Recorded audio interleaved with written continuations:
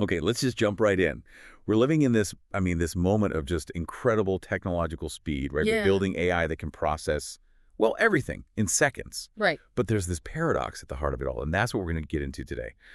The more powerful our tech gets, the more we seem to need our simplest, most human traits. That is the perfect way to frame it. And for this deep dive, we're pulling from a really fascinating source. It's psychology, the human necessity of looking up. Specifically, Vol.41, which is called The Sky Unplugged. It's Yeah. part of the Change Chronicle by Kevin J. Bernstein. Exactly. And our mission for you, the listener, is to pull out this really surprising idea Which is, that the secret to actually getting AI right for you, for your organization, it isn't about more data or better algorithms. Bernstein argues it's about something much simpler. It's about looking up. I love that. So where does he even start with such a huge idea? He starts small, Sure. really personal, with an anecdote about him talking to an AI. An AI. Yeah, an AI service that's designed to help you, build a legacy book, something to leave behind. And this AI wasn't asking about his job or his skills. He was asking the big stuff. The real stuff, as he puts it. Questions like, what are you most proud of? Or what do you want your grandchildren to know? It was digging for wisdom. Wow.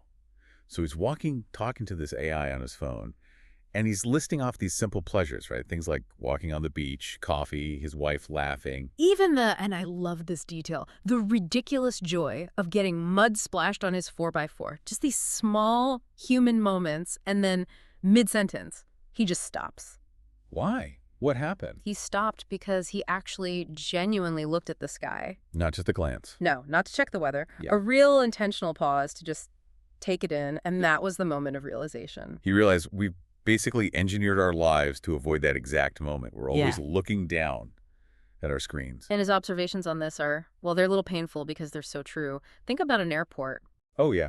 Hundreds of people. Nobody talking. Just faces lit up by that blue glow. Everyone in their own little world glued to that, that little shiny screen. Or restaurants. He mentions seeing whole families sitting at a table together. But they're not together. Not really. They're physically there, but emotionally, cognitively, they're somewhere else entirely. They've traded real connection for the screen. And there's a huge cognitive cost to this. He calls it doom scrolling. That involuntary habit of just consuming outrage and anxiety. We've all been there. You know it's not making you feel better, but you can't stop. You keep refreshing, thinking the next piece of information is the answer. Right. And here's the devastating irony when you connect it back to AI. We're building tech to handle everything that can be calculated and optimized. The computable stuff. Exactly. But the more AI handles that, the more we desperately need the things that can't be computed. Wonder, perspective, the ability to dream up something that's not in the data yet. And when we never look up, we lose the space for those things to even happen. So he got curious. How bad is this problem, really? And he turned to the very tech he's critiquing to find out. He ran an experiment. A simple one. He asked 4 of the big AIs, ChatGPT, Gemini, Copilot, and Claude, the exact same question. Which was, What percentage of the global population looks up at the sky to dream or think? The key part is the intent, not just seeing it, but using it to reflect. and the results were weirdly similar across all of them. Eerily so. Wow. He said they all came back with numbers that were very close. The consensus was, well, it was stark. Okay, so what was the number? The AIs estimated that only about 16% of people look up regularly with that kind of reflective intent. 16%. That's like, what, 1 in 6 people? Roughly, yeah. About a third do it occasionally, which means that for about half the population. We just don't. Rarely or pretty much never. And look, these are obviously just AI estimates, but they feel right, don't they? The human observation behind them feels completely accurate. Absolutely. We're so focused on what's right in front of our nose that we forget the big picture is literally right above our heads. And this is where he introduces his core concept, the idea of psychology. Okay, so define that for us. It sounds a bit poetic. It does, but he frames it as actual cognitive science. Psychology is the study of how looking at the sky, or any big open space, really, how it affects our psychology, our thinking, our well-being. So there's real neuroscience here. What is actually happening in our brains when we look away from a screen and up at the sky? It's a fundamental shift between 2 modes of thinking. When you're staring at your email, you're using what's called directed attention. That's the focused, grinding, problem-solving mode. Exactly. It's Yeah. effortful, it burns a ton of cognitive energy. But when you look up at a vast open space like the sky, your brain switches. It moves into involuntary attention. Which is restorative.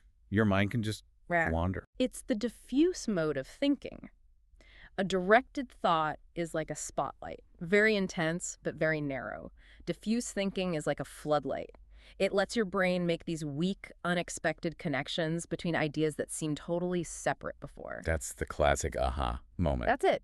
The breakthrough you have in the shower after you stop trying to force a solution, it almost never comes from grinding harder. It comes when you step back. And there's also the awe effect, right? That feeling of being part of something huge. Yes, and the research on awe is really powerful. It lowers stress, it makes you feel more connected, and crucially for strategy, it makes your immediate problems feel smaller. It creates perspective.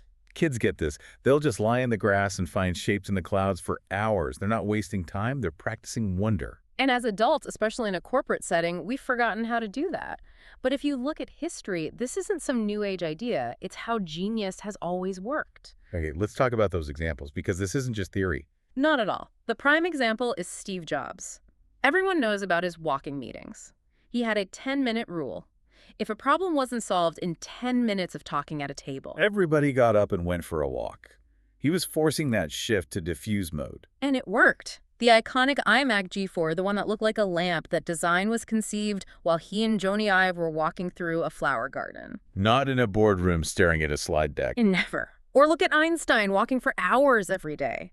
Or even now, you see leaders like Mark Zuckerberg and Jack Dorsey doing walking meetings. And the author himself, right?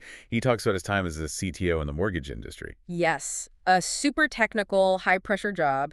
And he says he and his team would walk about 2 kilometers almost every other day. And that's where the real work got done. He's emphatic about it. The hardest technical problems, the most important strategic decisions, they were all solved on those walks, when they were looking around, not just at a screen. So the takeaway for everyone listening is pretty clear. This isn't being lazy. It's not procrastination. It's essential cognitive work. And you don't need 2 kilometers. You just need a window, a sliver of sky between buildings. The intentionality is what matters. Which brings us directly to the listener's workplace and this AI adoption paradox. Right now, every organization is racing to implement AI. Governance, prompt engineering, risk mitigation. All of it. And it's locking everyone into that intense, grinding, directed attention mode. This is the core problem. We're so busy deploying AI that we've lost the ability to imagine what it could actually do. That's why so many AI projects crash and burn. They're technically perfect, but they're solving the wrong problem because no one ever stepped back to see the whole landscape. You have to understand what AI is good at. It's a master of finding patterns that already exist in the data.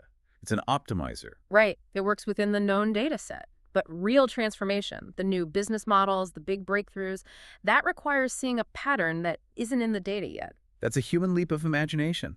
The kind that happens when you're staring at clouds, not at a spreadsheet. AI can't do that. So if your whole organization is just grinding, you'll only ever use AI to do the same old things a little bit faster. You get more efficient at staying on a path that might be totally wrong. That is the devastating irony. We're using world-changing tech in a way that forces the smallest possible thinking. The problem with AI adoption isn't technical. It's cognitive. It's our inability to step back and wonder. So the solution isn't more engineers. It's creating space. Building in time for people to literally look up and ask, what if, without needing an immediate answer. You have to give people permission to wonder. The author closes with this really beautiful, powerful metaphor. He brings up the SETI program. The search for extraterrestrial intelligence. One of the biggest computational projects ever. Millions of computers over 25 years analyzing billions of signals. And where did this massive data-crunching machine point its telescopes? Up. At the vast unknown, searching for a pattern we can't even imagine yet. You built a machine that knows how to look up, while we, the humans running it, have taught ourselves to only look down. So if your organization is stuck on AI strategy, the answer isn't another tech solution. It's a human one. It absolutely is. The challenge then from this deep dive is clear. You have to make looking up a non-negotiable part of the culture. A 2-minute break by a window. A 5-minute walk outside. Stop obsessing over making the current process 10% better. Step back, look up, and ask if you're even in the right business anymore. That's the clarity that space can give you. The ultimate insight here is that the answers we're all looking for, the next big idea, clarity on a project, even just a sense of calm, they're often right above our heads. We just have to stop grinding long enough to see them. So we dare you, after this, go outside, look up, let your mind drift, and just see what comes to you when you give it the space.